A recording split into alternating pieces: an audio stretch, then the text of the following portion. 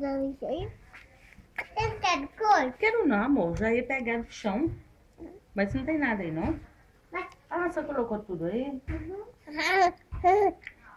Tá delícia? Ele é de quê?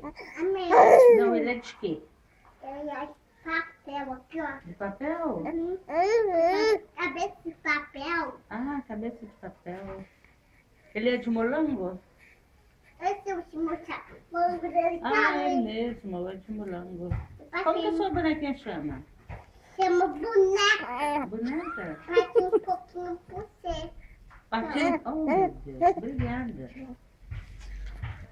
Muito Do lado de cá obrigada. que tá melado, ó.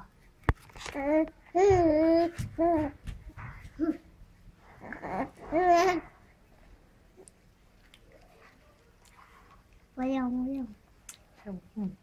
Ô, Lara, sua vez já passou, acha? O ruim é isso, né?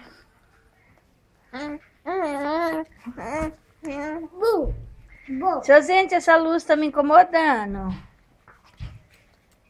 Depois ela que é lisinha, mãe.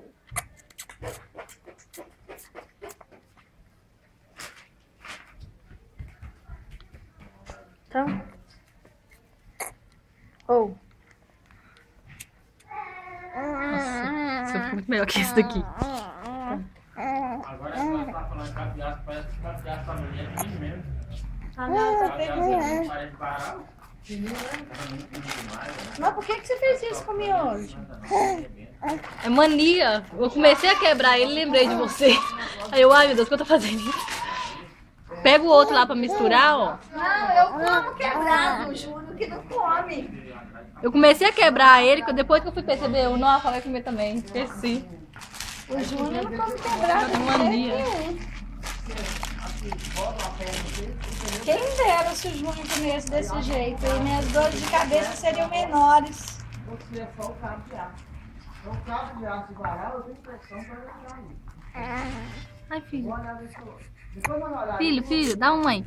Filho, dá a mamãe, você engasga, dá a mamãe. Solta. Solta, Fabiana. Não deixa soltar. Ai, soltou. Ele tem que ser preparado mesmo pra aquilo. Preparado, eu acho que soldado. E o arame, aqueles arames mais grossos, ele Dá pra gente torcer com alicate. aguenta, né? Só fazer, pô. E hoje?